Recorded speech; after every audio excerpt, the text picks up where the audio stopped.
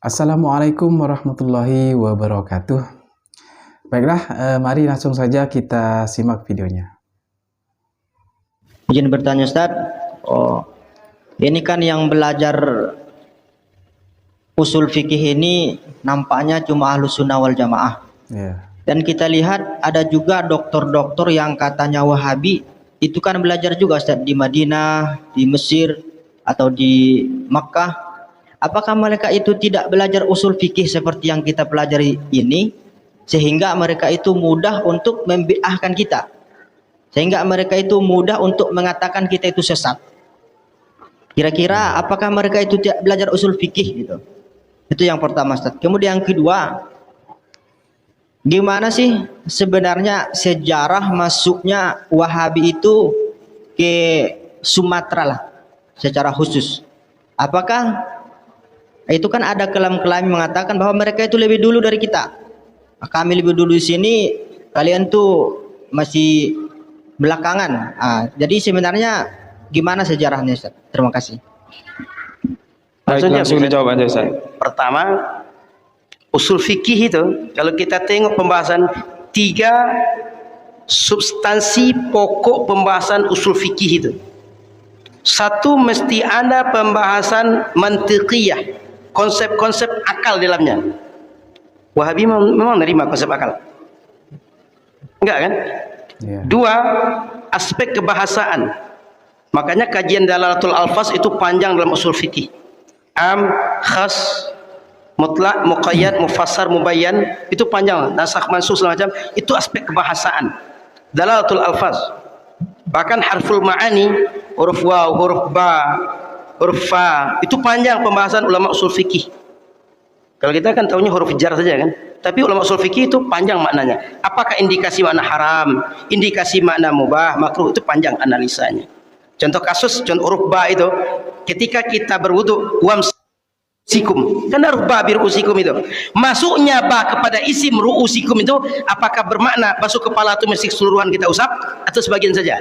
Saya tak bahas lanjut, tapi ba itu dibahas panjang oleh ulama.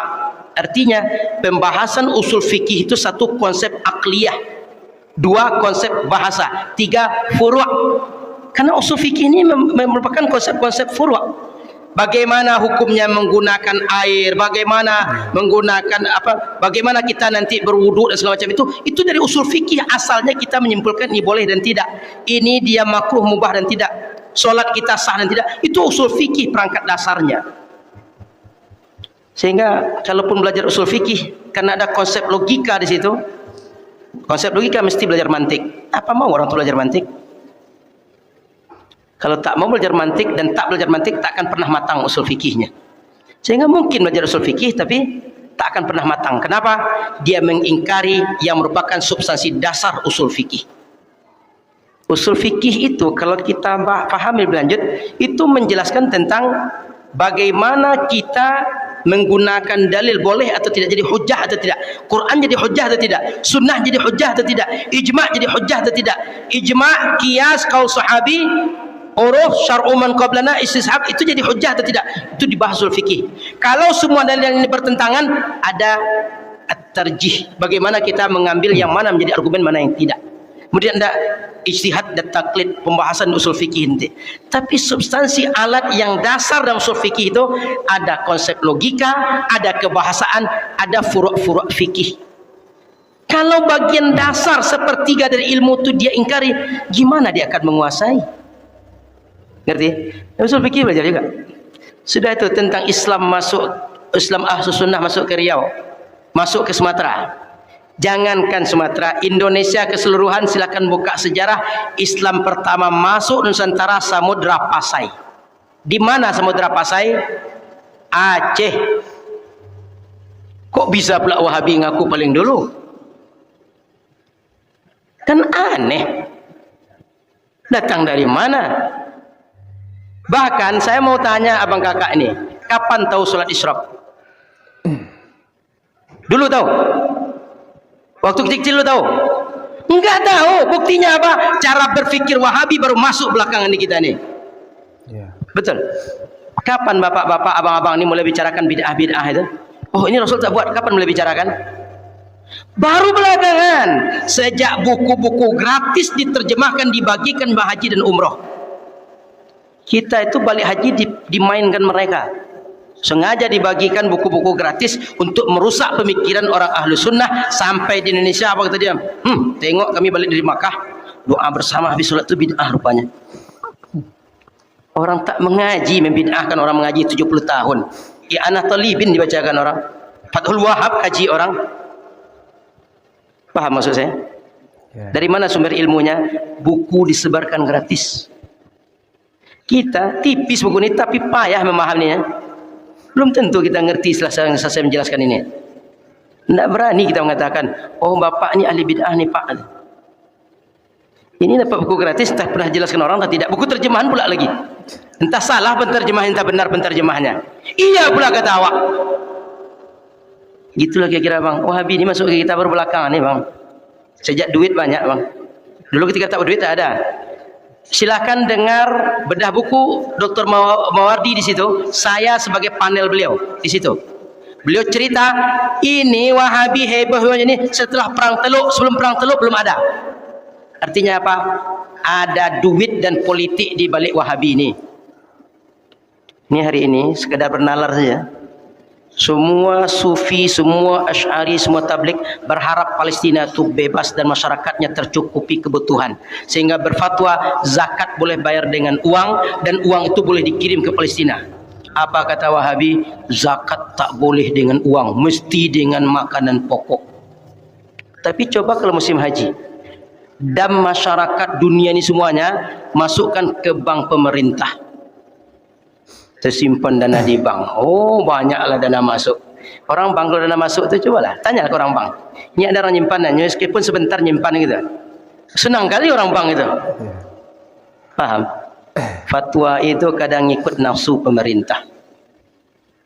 Kita semua berharap orang Palestina tertolong, Palestina merdeka. Wahabi, kalau bisa matilah kalian di bawah Israel orang Palestina.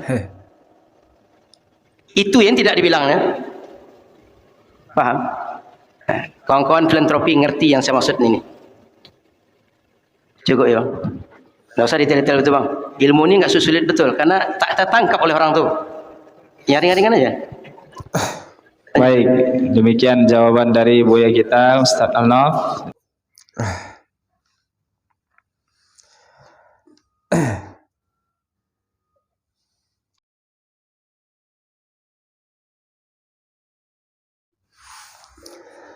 Baik teman-teman semua, barusan kita mendengarkan atau menyimak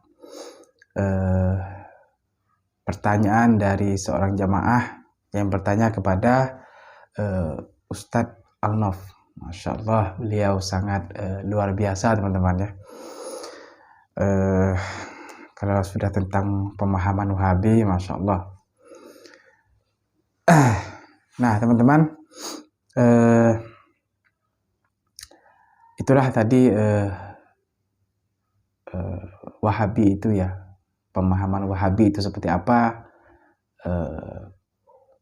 Mungkin teman-teman sudah banyak yang tahu teman-teman ya, tapi mungkin ada juga teman-teman yang belum tahu detailnya, yang belum tahu seperti apa sih sebenarnya Wahabi itu. Nah ya kan kita kan selama ini kan tahu seperti saya juga sama tahunya mereka sering mengatakan bid'ah, ataupun mereka sering membid'ahkan amalan-amalan yang tidak pernah Nabi lakukan. Nah seperti itu teman-teman ya. Ya contohnya apa ya, banyak teman-teman ya. Seperti contohnya niat sholat menggunakan usolli. Nah itu mereka juga katakan tidak dibuat Nabi, maka itu bid'ah.